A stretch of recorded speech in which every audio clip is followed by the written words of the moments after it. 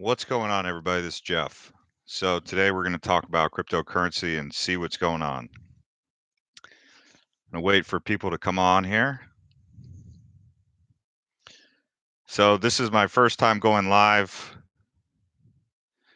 If there's anyone out there, let's talk.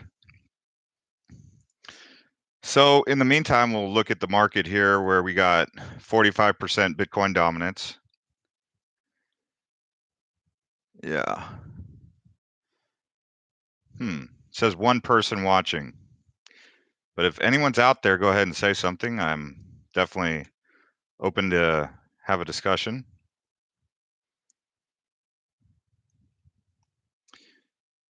And yeah, I'm in Singapore right now, so I'm also willing to talk about that and some of the thoughts that I have about how cryptocurrency can be used on a global scale as we look towards mainstream adoption and all that. Um, hey, there we go. We got a Russian guy. All right. It says 3 people are watching. So yeah, about cryptocurrency out here in Southeast Asia. I think when I'm on the train, I look at what people are doing on their phones.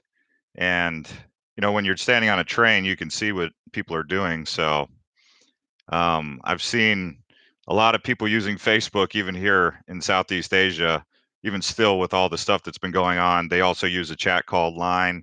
And I think about how they could use cryptocurrency. So, I mean, I'm over here for like research also. So R&D and all that. Thank you for the love. So yeah, if you guys opinion on Dragon Chain, yeah, it's a Disney product. I like Dragon Chain, or it started as a Disney product. We'll see where that goes from here. But um, I mean, cryptocurrency in general has had a lot of issues, including Dragon Chain, where uh, they were once held very high. So I guess they still, they've got to put some points on the board, as we like to say, right? So I mean, let's check out Dragon Chain, see where they're at right now. I first bought Dragon Chain at 50 cents, so now it's at 64 cents. Wow, it's peeled back big time off its high of 511. So Brazil, what's going on? I still need to make it down to Brazil.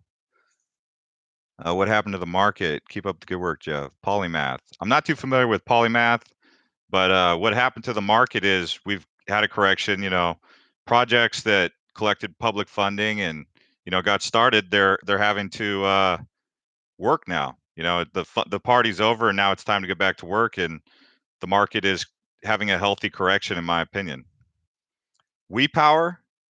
Well, I like Power Ledger, so WePower is similar to Power Ledger, and I think that if the day that we start using WePower or Power Ledger tokens as a use case will be a really exciting day. But until then, it's kind of up in the air, right? South Africa. Yeah. It's funny because a lot of you guys have been saying you thought Jeff was black. So, um, I, I guess people think that I'm black, but I'm not black. I don't think I have any sort of color to me, but it was funny because everybody's like, "What? I thought Jeff was black." It's funny. Um, with Altcoin Daily, I don't know who Altcoin Daily is. Is Neo another Ethereum? Yeah, Neo. So like all these other DApps, they've done what Ethereum did, but they're looking to do it better. Like Cardano's an Ethereum style project. It's a developer platform, right, for apps, but it's looking to do it, learn from Ethereum's mistakes. And you've seen that previously with stuff like Netscape that got replaced by Google, and then MySpace got replaced by Facebook. So could Ethereum get replaced by a Cardano or a Neo? That's something that's in the back of my mind as an investor. Crypto Crow. I don't what $24? That's huge. Cardano at $24, that's huge. That would be huge. It's possible. I'd have to look at the market cap and crunch numbers on that, but If that's the case and you buy Cardano right now at like 14 cents, that's stellar. ETN. Being added on KuCoin, yeah, that's cool. $4 is a stupid number. You don't sound black to me. Maybe it's the deep voice. Yeah, I mean, I think the vibration from the microphone maybe makes my voice sound a little bit deeper. So, Jeff, okay, that's a funny question. Toke said, "Let's do Coke together." I think he's talking about drinking soda pop, right? That's just a funny question. Very white, deep voice. What Superman would say, "Smash up the likes, peeps." I have 5 likes, so 73 people, 5 people have liked the video, so he gets like 10 times more love than me. So I'm like, dude, I need to either I need to find a new job or I need to find a new YouTube channel or something because he's 10 times getting 10 times the amount of love that I get. Q-Link, Ripple. Um, no, yeah, no, it's funny because Smash. I guess every once in a while it's good. Keep up the great content, bro. Thank you, man. Ripple. I like Ripple. I mean, I have like a love-hate relationship with Ripple. I see the investment opportunity with Ripple, but then I see how they're like can't be kind of they almost can't be trusted. So it's like, what's up with these guys, you know? Like there's an investment opportunity there, but I'm like at the same time I feel like they would sell out the whole asset class of cryptocurrency, and I'm like I'm kind of conflicted by that. So I do like Stellar Lumens, which is the same kind of guy, Jed McCaleb, who founded Ripple. He even talks down about Ripple, but he says, you know, because he's like he's one of the geniuses behind, you know, one of the first exchanges, Mt. Gox, and he's one of the geniuses behind Ripple, and now he's like working on his own product. I listen to that guy. But the thing that concerns me about him is he hasn't actually followed through with any of those. Like we know what happened with Mt. Gox. We know that he left Ripple. Now he's on Stellar Lumen. So is he going to follow through with this one, right? Oh, happy you guys. Yeah, okay. So you guys like these live videos. I can do more. You know, it's weird because we have 200,000 subscribers and this says 105 people. If I do the math on that, that's like less than 1% of people tuning into these. So I'm kind of confused as what's going on. Is YouTube shadow banning us or what's going on? Like we have one of the largest YouTube channels, but we get like, hmm. So it's interesting. Oh, most people are asleep. Yeah. What time is it where you guys are at? I'm in Singapore. It's 8:28 p.m. here. Buy the dip on the audience. Too early for the vets. Yeah. Why crypto isn't popular and it used to be too. Okay, yeah. So, you know, like we're, I mean, the analogy's been used. We're in the first inning of this thing. You know, the first inning of a baseball game. You know, you got 8 more innings to go. So it can get boring, especially when they go to commercial break. I look at this like we're just getting out of the first inning. That last, you know, what 8 years, 8 9 years was like the first inning of this thing, and we're on commercial break. And commercial breaks boring period, right? And you're going to have more commercial breaks that are going to come up, but in between innings. But yeah, we're on to the second inning is the way I look at it. You know, as an asset class, this asset class in particular, it takes all the aspects of stock and forex and some of the other asset classes out there, gold, the store value of gold, and it combines them all into like a hybrid. But it's also like a hybrid that adds even extra dimensions, right? So the asset class of cryptocurrency is a hybrid, and it's more efficient and more. It's just better than stocks, forex, gold. So I mean, I can't help but think to myself, this makes total sense. But you know, what are the threats to cryptocurrency? We have to also look at those, and people don't usually like to talk about the threats to cryptocurrency.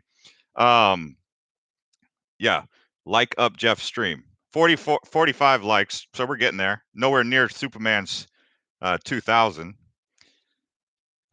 What's my biggest investment? Greetings from the Netherlands. Let me think. What's my biggest investment? I think Bitcoin. Yeah, most of my money is in Bitcoin. But outside of that would be Ethereum And then as far as altcoins go, which one am I heavy on? I got caught up in Tron. And I'm kind of like, yeah, I think Tron might be one of my top ones, but it depends because like Lisk at one point was one of my biggest holdings, and then that went down too. Everything's really gone down.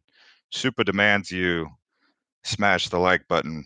Yeah, I could see why, because I mean, YouTube won't give you any love if people don't like your videos. If people watch your videos and if they don't like push the like or comment, YouTube stops showing it to people. Like people are saying, why doesn't your video show up in our live stream anymore? Or why don't I get notified even though I have the bell on? And that's because YouTube, the way their AI works, because they are an artificial intelligence and algorithm, you got to you got to engage with it. Like, comment, or share is the way they view it. Because if you don't take that action, then they just assume that you watch this crappy video and you don't want to watch more of that stuff if you don't like it. So it's kind of like a flawed system. But that's why Superman's always like, smash up the likes, peeps. How low do you think Bitcoin go? I would I've got it around September, October levels as a real strong support line. Just if I look at the market and the support and just flashing back. But if it goes below that, I don't see why it couldn't even go below 1,000. That's not me trying to hope for that. Although as someone who's holding cryptocurrency, I'm like, no. But as a potential buyer, I'm like, yeah, you know. And then I have to really say, like, okay, how low can we go? Are they going to destroy this thing, right? So if it goes below 1,000, I would be like pushing the buy order button very like my finger would probably be shaking. I'd be like, what am I doing here? Because I'd probably be buying more than just one Bitcoin at under 1,000. And I'm not a tycoon. I'm not like $1,000 isn't a lot of money, but it's not like I'm not at that point where I'm like pushing $10,000 in and out of the market like crazy man. Whales decide the story. Yeah, I mean, part of it, that's why I always say, like, at any given time, we could all of a sudden find ourselves in this like massive bull run. Because even that bull run that we just came out of was kind of irrational. It was like, where's this coming from? Like, you'd wake up and the market would be just beautifully green, and the next day it would be beautifully green. Now we're seeing the inverse of that, which is like irrationally red. And I always go back to that point where it was like, man, if we flash back to December, January, we were turning people back. Like the we were on exchanges and they were like you would try to get your friend. Like I had so many friends trying to sign up for cryptocurrency, and they were like, I can't sign up because they've postponed signups. So how did we go from that to this? So it's like people still want to come in, and there's still this opportunity, but the infrastructure is not there. So I always go back to that. If I'm like a market maker, I'm like, we need to give the time for the infrastructure to get in place. Yeah, fear is greater than greed. Yeah, I mean, I don't know if fear is one of the seven deadly sins, but greed is, right? What is your favorite video you have done? My favorite video. Well, lately it's been the one on, if you go to our channel on January 8th, I want to say, I made a video about the market being overvalued, or I made a video about a bubble pop. I'm not trying to claim fame and say that I predicted the bubble was going to pop, because I didn't. I just, in my mind, I was like, I wanted to know more about a bubble because we were at this all-time high. And January 8th was when we reached the all-time high, or January 7th. So I just found that to be such a coincidence that, like, for whatever reason, I had gotten this idea to create a bubble video, and that same day there was an all-time high, and that was from there it had been down. So that wasn't necessarily my favorite video, but um, I don't really know if I have a favorite video. My favorite video is usually when you guys decide if it was a good one or not. So I guess, what was your favorite video? Is this Jeff? Yeah, this is Jeff. Gingers are people too. Yeah, gingers are people too. That's why you guys are like, oh, I thought Jeff was black or Jeff is white. I'm like, well, I don't really, I guess some people would say gingers, you know. Um, how much of South Korea affected crypto? Tons. Crypto Korea, like I went to Korea. Like I've been every time I come to Asia, I got to fly through Incheon. Incheon's in Seoul, and crypto is like it's weird because like when I went to Japan and when I went to Korea, I was expecting everyone to be like hyped up, like meeting all these people who are into cryptocurrency, and I like never meet anyone. Like when I go to like someone talking to them about Bitcoin, like they don't even call it Bitcoin, right? Like they have they have a different name than Bitcoin. So, but I was expecting to like come across all these people in Japan and Korea who are into Bitcoin, but most of them still don't even know. So there's still like this massive mainstream adoption that's got to happen. I mean, a lot of you guys don't even realize how early you are to the game. And I think if you guys really understood how early you are to the game, you'd be like more pragmatic and more, uh, I guess you could say, like kind of, I want to use the word ballsy, but obviously there's a lot of women out there who watch this channel, so that's not a good term to use. But you guys are I'm not saying that I'm brave or you're brave, but I'm saying there's kind of like this element of like pioneering and bravery that's involved here. Jeff, do you consider project outside the top 100 list a gamble? I mean, the thing that really irritates me about the whole market, that if I look back on like even my thoughts when I was making these videos and I was kind of overlooking it, was a lot of these projects use these words like decentralized, bringing mass adoption through the blockchain. And I, looking back on it, I was like, how repetitive and redundant was that phrase? Like peer to peer and like no, but it was always like decentralizing this, decentralizing that, and there was no real meat on the bones. Even if you dig into the white paper, there was no real explanation for what they were going to do.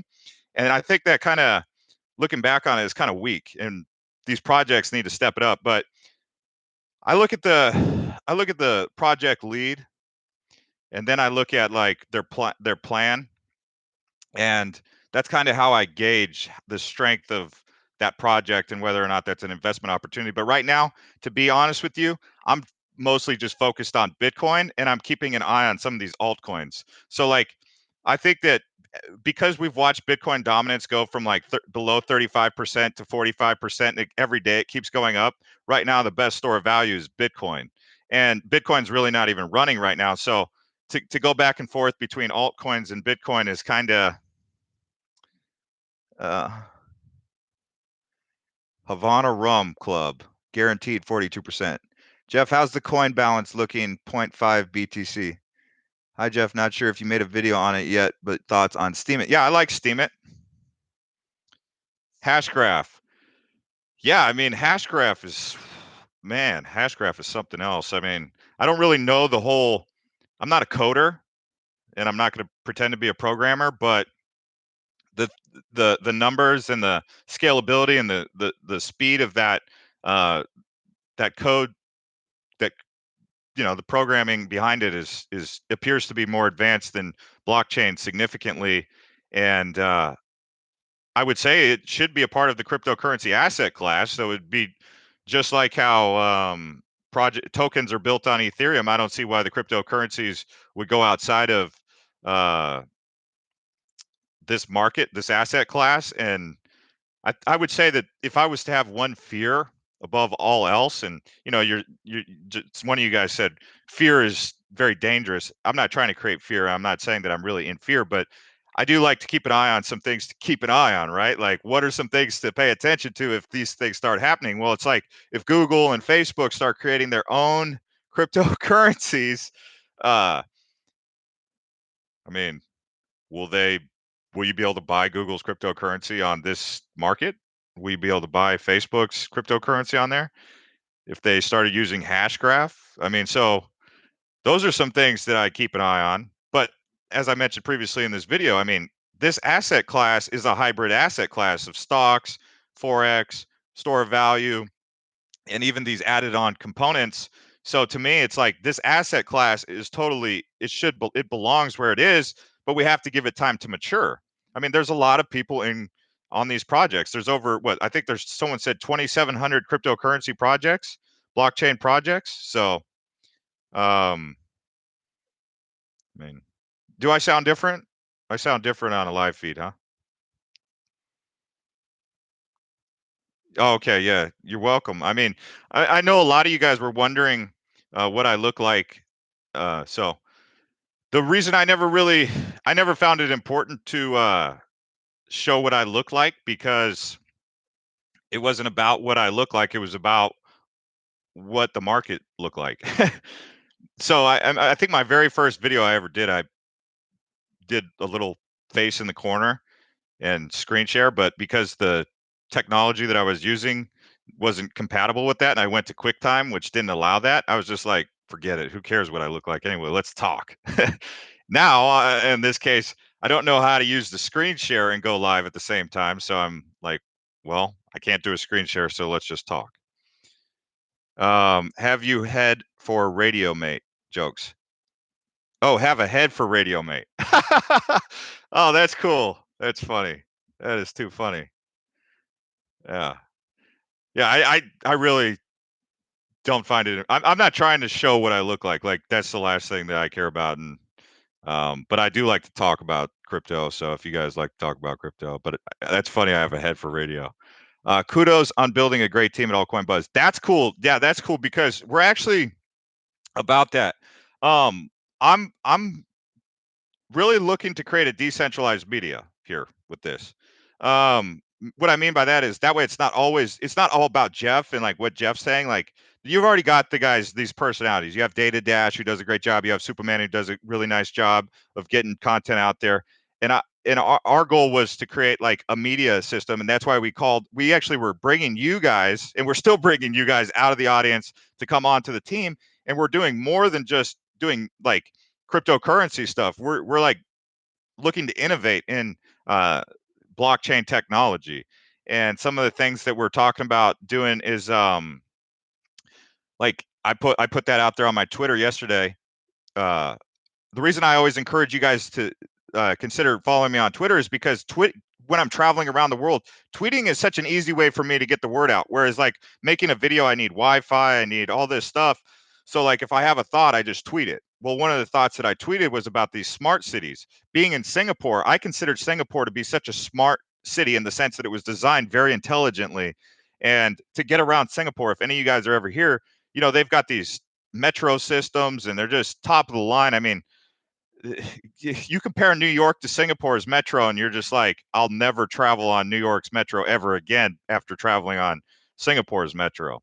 And now, don't get me wrong, Singapore is like a crown jewel in Southeast Asia. You go outside of Singapore, and you're in some real hard, uh, poverty-stricken areas. What's my Twitter? It's Blockchain J, which I might be changing the name of that. That was just something to get started. And I didn't want to use Crypto J or anything like that. It's just a name. I'm not married to it. But it's Blockchain J.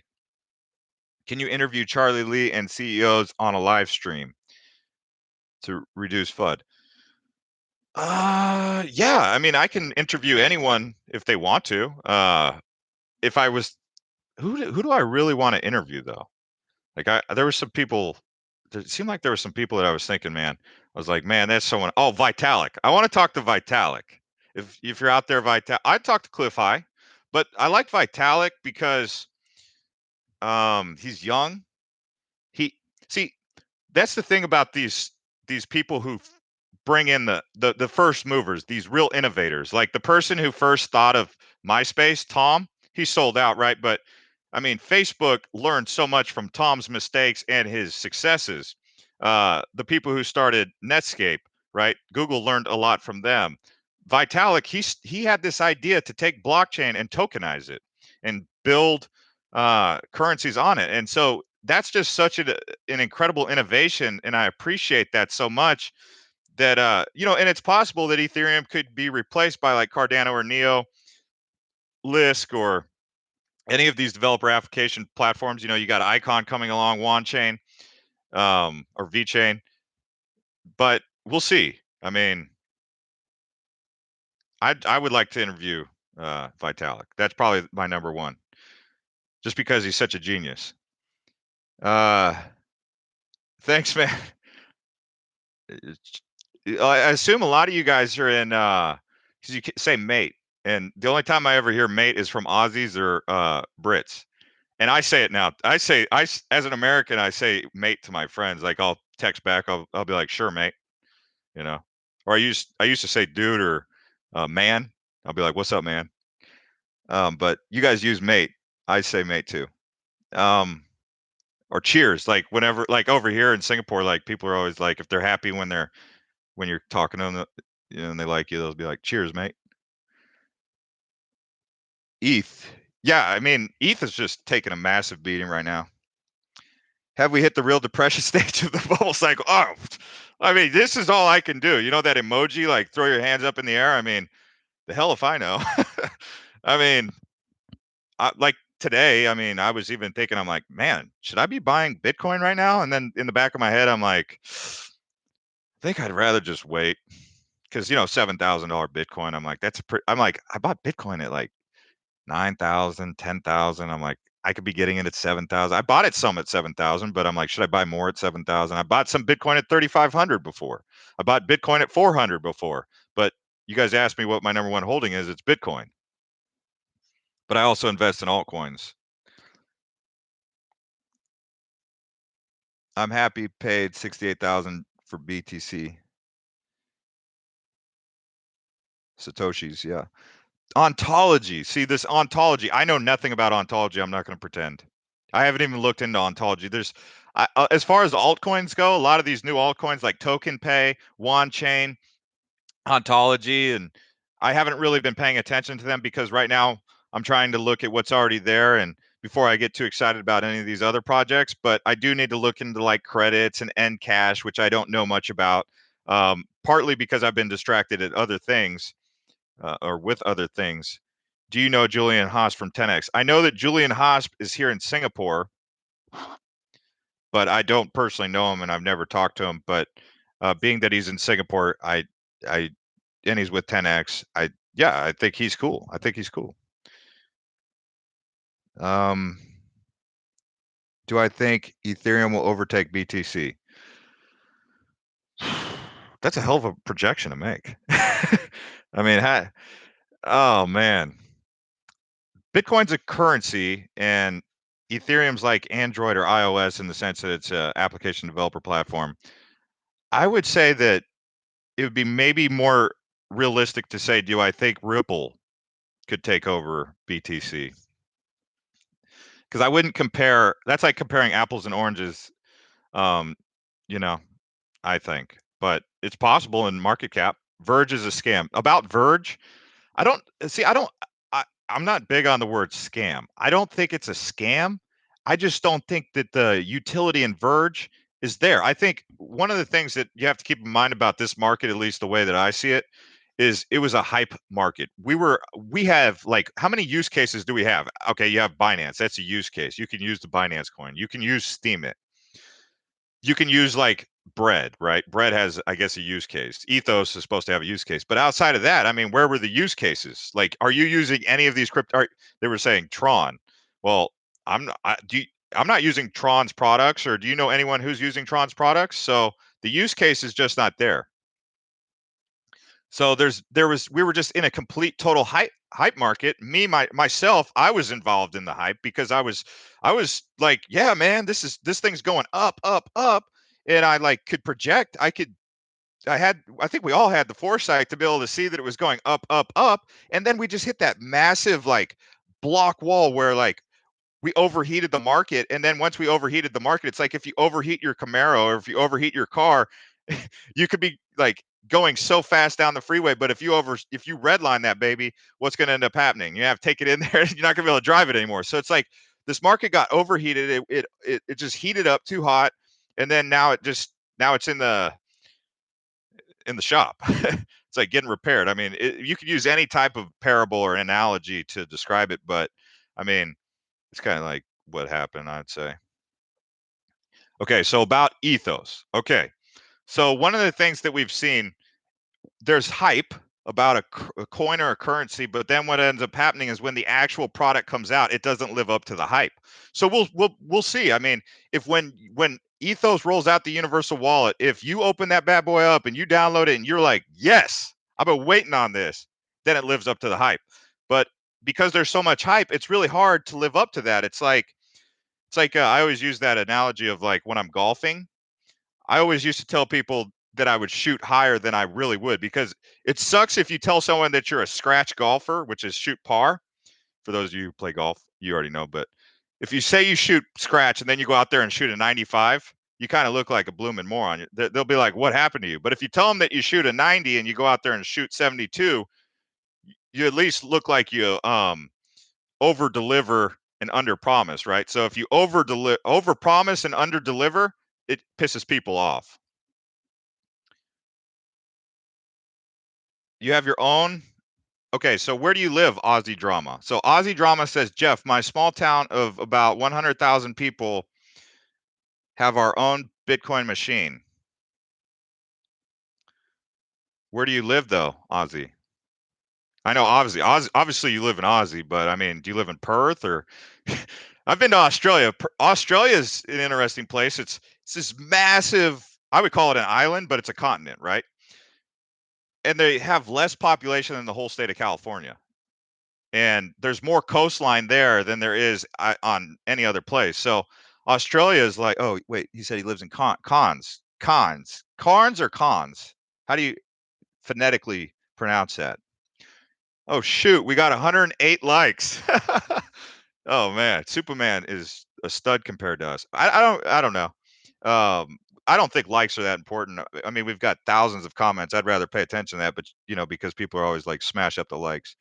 Um, Melbourne is the place to be in Australia. I actually went to Melbourne, and I prefer Sydney and then Gold Coast. I actually like Perth better than I like Melbourne. TRX is a scam. I don't know that TRX is a scam as much as it's overhyped.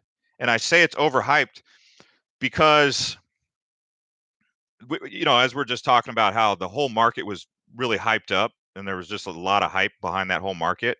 Um, it's like overhyped. It's like and by no fault of their own, because I think even myself as a critic or a pundit, whatever you want to call me, and I guess all of us, right? We're all like investors and we all like to complain and get excited when we want to, whenever we're feeling euphoric or paranoid or fearful, we make a comment, right? Or cranky. Like today, I was in Indonesia today and I was cranky, right? So I wasn't saying very positive things on my Twitter, but I think that we have to be more patient with these projects before we call them scams. And I think it's possible they could be negligent in their so they could be over promising and under delivering. That's what we're looking at more than scam. I think instead of using the word scam, look at alternate words, because scam, it's like it's kind of a played out word. There's no real substance to it because scam is so general. But I would say TRX is maybe more overvalued even still, until they start delivering, because there's a lot of hype behind that and they have an excellent pitch man, but who's the lead architect behind the tech?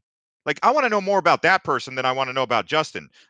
If I want to go build a company and put a face behind something, I'll say, Justin, you're my man, you can do it, but I need to know who the brains behind the operation is, right? Like, if you look at what's Jobs and Wozniak, or Gates and Paul Allen, or who was Gates's guy?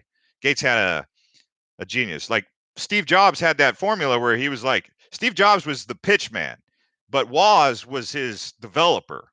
So we need to know more about these developers. That's why I like the geniuses like um, Vitalik. He's young. I even like Shingo Levine from Ethos. But we don't want to put these guys too much. We don't want to put too much pressure on these guys to where they're scared to even do anything, right? I mean, they're young, they're innovative, they're obviously geniuses, but we can't like we don't want to like scare them out of being innovative. And you could say, well, they need to man up. Well, they're also geeky, and what do we know about geeks? They're introverts. EOS. Yeah, see, like if you look at projects like EOS, they have like their leader is a strong leader. Um, Stellar Lumens, a strong leader. Cardano has a strong leader. So yeah, scam is a word used for guys stealing YouTube or Twitter accounts. Okay. I mean, I would say the whole word, I would rather say that I would be more specific with the substance of words, probably. Weak hands coin is that a scam or what? Weak hands. Is there really a coin called weak hands coin? Where's John McAfee these days? Uh, I still follow John on Twitter. He's a cool guy. I like John. I mean, a lot of people don't like John. I don't know if he's a scammer or not. I think he drinks a lot of alcohol, and he's an old man. And I know a lot of old men who've drank alcohol because I've gone to bars and clubs. I mean, you go out in Singapore, Bangkok, or any of these cities out here, you'll come across tons of these really wealthy expats, as they call them, expatriates or whatever, and they drink and they talk this big game, and you're kind of like, sounds like he knows what he's talking about, but then again, he's drunk, And so when I look at McAfee, I'm like, he's got a track record. I mean, I still see McAfee software pretty much on all over the internet, not all over the internet, but I still see it. So I mean, he created that, right? But nowadays he drinks a lot. I mean, every time I see him, he's drinking a scotch, and he's got that look of a guy who's drinking. I think he knows stuff, and I think he has a big heart, and he cares, because when you get drunk, you tend to have compassion. I don't think he's necessarily like malicious and vindictive and trying to destroy humanity or try to destroy a bunch of young people's lives with cryptocurrency. I think he just is an intelligent man who drinks alcohol. So yeah, I'm I hesitate. I don't really like to make accusations about drugs, about anyone's drug usage publicly, but I'm actually that's why I don't typically call out other YouTube channels or um, criticize people's personal lives. I guess I'm of the school of thought that if you live in glass house, don't throw rocks. And I think we all live in a glass house, whether we want to admit it or not. So I think we should be.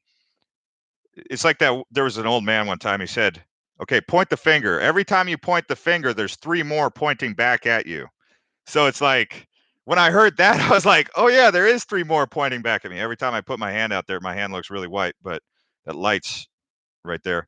Um, but I am white. But yeah, I mean, so I try not to judge people too much. I mean, I have integrity and I have ethics, and I know that I'm accountable for my own uh you know the way that I go about that. But publicly, I would never go out and try to defame someone or anything like that by making accusations. Well, I do critique, obviously, right? Have you heard about nano and block lattice? No, I haven't. There you go, Jonathan Arango. The future of Ethereum. Nano is yeah, you guys it's so funny. Sorry, but I think McAfee may be eating his own, you know what?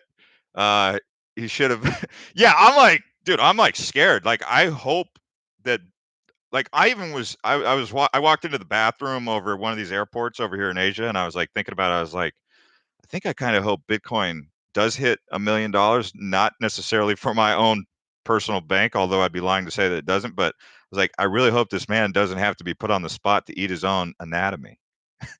Uh, you know, I don't do price predictions. I do price projections and forecasting. And when I do that, I try to bring data into it. So when I am looking to do projections. You guys might call it predictions. So I don't use the word scam and I don't use the word prediction uh, because when I started to think about the definition of those, I was like, I'm not a predictor, because a prediction is more along the lines of like a prophetic, and I don't want that title, right? But if I were to look at a projection, I would say, like, if I was to look at Cardano, I would say, what was the highest Ethereum market cap that you saw? Let's say it was 108 billion. What would happen if Cardano were to reach 108 billion, right? Being that it's a like tech.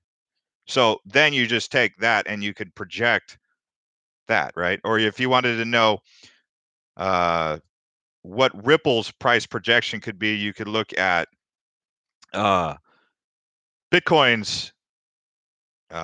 You could look at Bitcoin, right? How high their market cap went, and say, well, if Ripple were to have that market cap, what would be the price if you take their circulating supply and you put it in there? Um, some of you guys are funny. Bill Goss says he will fake his death before he loses that bet. You guys are funny, man. Sometimes you guys crack me up.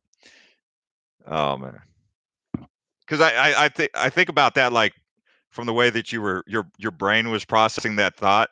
Like I find the genius behind the thought too. Even if it's kind of like that inside joke kind of thing. Like I don't know. Like thoughts on Oyster Pearl. Steve, you're gonna have to talk to Steve about Oyster Pearl. Steve's the man, by the way. If you guys want a solid dude to listen to, Steve is cool. So is Matt. Like even Shosh. I'm here in Singapore. I've been hanging out with Shosh for uh the better part of a week. Those guys are all solid guys, man. Like I tell you, I mean, if I don't think someone's solid, I won't go out on a limb and say they're a pretty cool guy. They're solid. Like I can tell you, Matt, Steve, Shosh, I know them all personally, face to face. Met them, sat down with them, chatted with them. All solid people. We have other people on the team too, so I mean they're all solid. Also, I'm just saying those four are like our the four that have been around the project for a while. What are you guys saying? What is the use of a token that doesn't have a use case? They don't even give companies stock. Why would I hold 90% of tokens are like that? Can you enlighten? What's going on, man? West Side. That's West Side's the name. I didn't just say West Side out of nowhere. But what is the use case of a token that doesn't have a use case? Well, no use case. I mean, they have to have a use case at some point. Like I I was having this conversation with Shosh and we were going back and forth and he's talked to a lot of projects. We don't believe that any of these cryptocurrencies or these projects go into it. Well, some of them might. Some of them, I think there is this element where they were like, let's go out, create an ICO, collect a bunch of public funds, and then cross that bridge later of what we're going to do. Really, let's put together a white paper and put together some website and do those things, and then we'll see what we really want to do dependent upon the market. Those cases, they just were poorly planned projects that created an ICO, but I don't think they went into it saying, "Hey, let's run away with the money." I think there is maybe a couple of those projects, and those are just bad actors and just what I mean, there's a whole bunch of words to use that you would like to say to those people that I mean, that's just the scum of the earth that would uh, do something like that, right? With no intention of doing anything but just collecting money. It's like, I mean, those are the same people who walk into stores and steal. Like, who does that? Like, people with very little uh, ethics.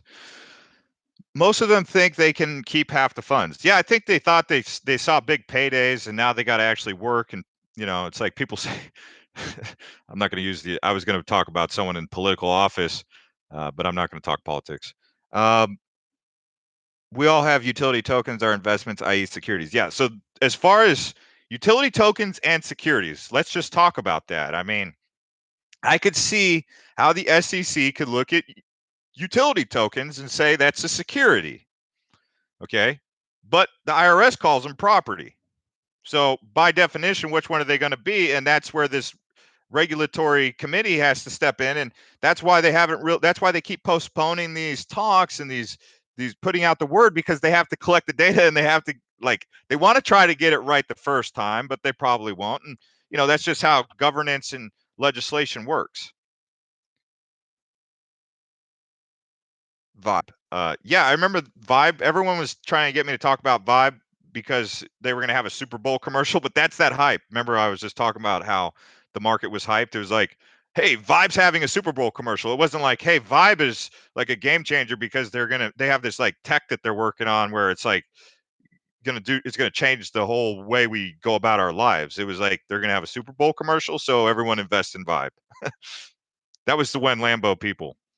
Um, I think everyone, when they first come into the market, might get caught up in hype, including myself. I get caught up in hype every once in a while. Like sometimes I'll see an investment just based on hype.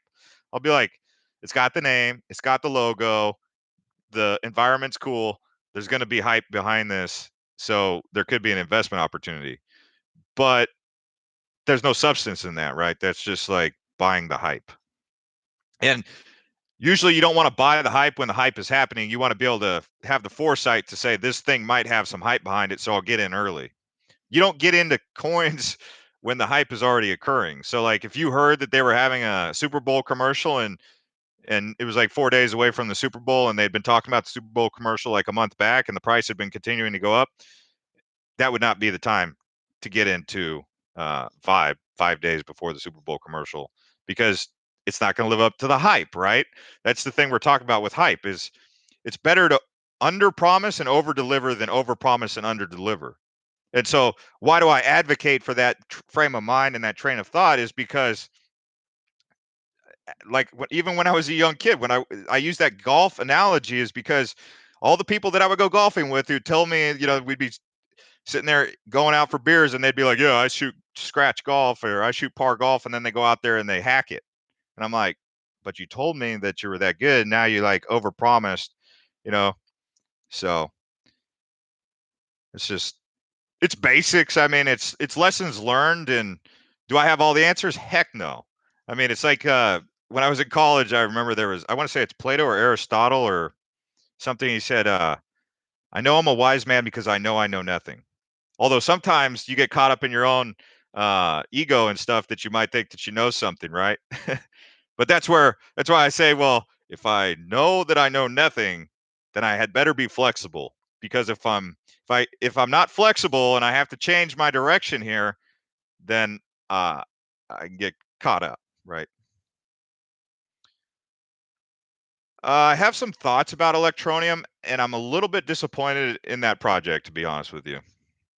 But I'm not gonna use this platform to voice that at this particular moment.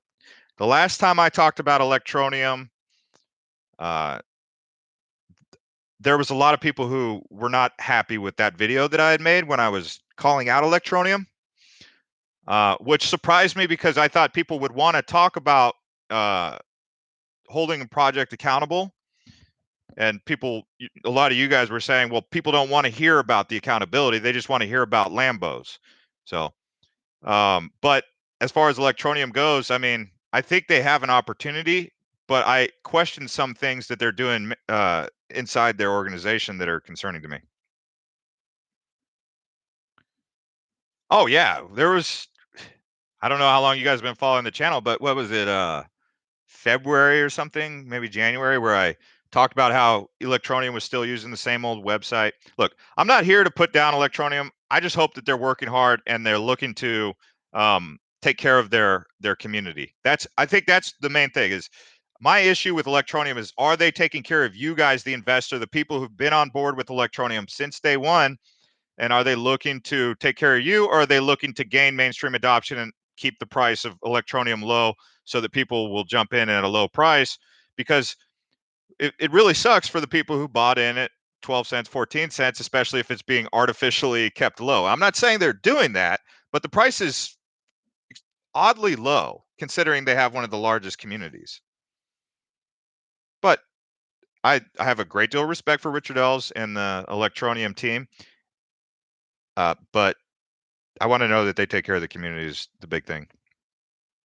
Justin Sun, I mean, as far as Justin Sun goes, he's a hype man. I mean, he's a hype man. If you're gonna sell anything, get Justin Sun on board. That guy will sell to anyone. I mean, that guy will call anyone. He will pick up the phone and call anyone. I mean, you ever seen that meme where it's like, and today Justin Sun partners with? I mean, who hasn't he tried to partner with? But he's just he's made a lot of he's done a lot of work as far as partnering. But what's we'll see if they deliver. I mean, but no, he's not a scam. I don't think there's no one that I've seen that I would outright call a scammer. Not even Superman, like you guys call Superman a scammer. I wouldn't call him a scammer. I think he's just a hustler. I mean, it's like whenever you can pair capitalism with opportunity, and that's Superman. He's like a capitalist. You guys don't have to do anything you don't want to do. I mean, if you still watch Superman and you think he's a scammer, what's going on there? But no, I don't think there's anyone that I would outright just straight up call a scammer. I I haven't really seen those. BitConnect, I don't really comment on BitConnect. I remember there was a time where I was trying to figure out what the heck was going on with BitConnect personally, because I didn't fully understand how their model worked, but I saw that their price was going up. Um, but that proved to be, I don't know what that was. That was, I know they got shut down in a couple states, and then a lot of people got burned. So that was a sad situation for people because, I mean, for me, I'd rather not make money than know that a whole bunch of people uh, lost their butts, right?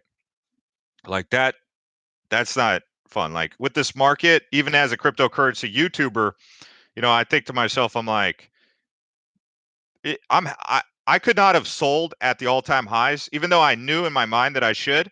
But I remember saying to myself, but if I sell now, I'd have to go to the audience and sell and tell them that I sold, and then they would be mad because I was creating FUD, and then they could potentially accuse me of. But I was like, I got to hold everything because I got to be in it with the audience. And do I think that that's going to pay off for me in the long run as a financially? I think so, because I think the market will recover. Yeah, granted, there's a lot of positions that I watched fall down. I mean, you name it. But the fact that I held it all, I mean, I guess I could say like I could consolidate, put it all into Bitcoin, hold it there into Bitcoin, or put it into Tether or USD. If it goes down, continues to go down, then um, rebuild back up again. But I don't know. It just seems like too much complexity, and I'm like, well, I believed in a lot of these projects, and some of them will fail. But what if some of them pull out? And all I got to do is just play the waiting game here. USI Tech seems like a scam. They stole money. I don't know who USI Tech is. USI Tech?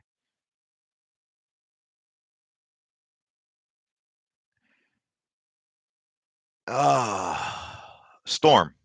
Yeah, I like Storm. I'm still invested in Storm, but as far as altcoins go, I mean, we could talk about some altcoins, but um, I'd have to really dial it in to see where they're at lately. And right now, I pretty much only pay attention to the top 20, to be completely honest with you. So USI Tech, I'd have to look into USI Tech. Is it? It's a scam. You guys are saying. I mean, yet again, that's the word scam, but I'm not even seeing it on Coin Market Cap here. Credits. Proof of weak hands will get wrecked. Oh Jesus. He is McAfee's lost son. He had Chinese with a who's McAfee's last son? Teenage fit flies. You- uh, I don't think he's talking about me, but whoever McAfee's lost. Another. You guys crack me up, man. I haven't. I'm completely sober. Like the only thing I've drank today is, so this is like raw laughter, like true laughter.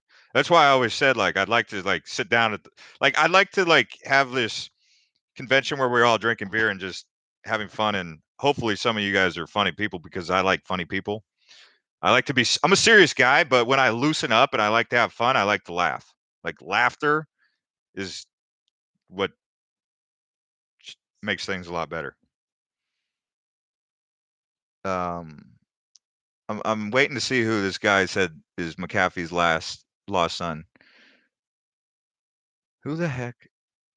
Oh, Justin's son. He said Justin's son's McAfee's lost. Okay. Anyway, all right. It's Easter, mate. Get on the piss. What's it? Yeah. Yeah. So I'm probably gonna end up just uh stopping the live stream here because I'm gonna figure out what the heck I'm doing tonight. Uh, it's 9:14, and I do feel like going out and having a beer, which I don't do most of the time, but lately because Singapore is such a phenomenal nightlife, I go out and have beers. Um. Oh man, Marley Mike. Oh geez. This has been a good laugh actually.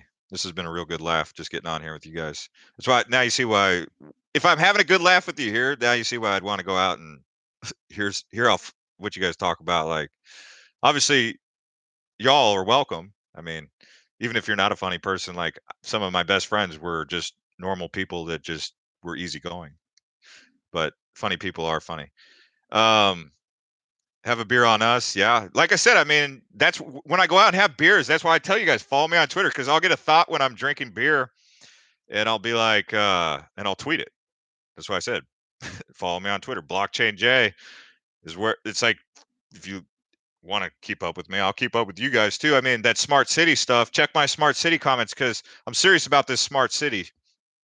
That's why I use cryptocurrency as a stepping stone, because cryptocurrency is not a get rich quick thing. It's more of a stepping stone to get me where I'd like to be, which is along the lines of necessity is the mother of all invention. So my frustration with the way that society is functioning right now leads me to say we can do better, and we have to rethink the way that we're living. And that, I think, once we take a look at that, because driving, for example, driving automobiles, I think is a big stressor for people. So just that alone, we should rethink transport. And I think a lot of people have anxiety that comes from that. Not everybody, obviously. You guys are like me. I like to go 110 down a freeway. What you talking about? I'm like, well, I also know a lot of people get road rage and stressed out when they're sitting in traffic on the I-5 in Los Angeles. So for me, it's about redefining the way that we're doing not just finance, but it's about redefining how we're doing our lives. And that's why I'm stepping into the smart city development. And right now, it's just exploratory research and development. So, yeah. So I will see all you guys later. And thanks for watching. And thanks to all 173 people who liked this video. And thanks to all who commented, because a lot of you guys commented. So shout out to you guys who are just saying funny things. Now you're talking about, oh man, I'm not even gonna comment on what they're talking about now. But anyways, guys, yes, I'll see you guys later.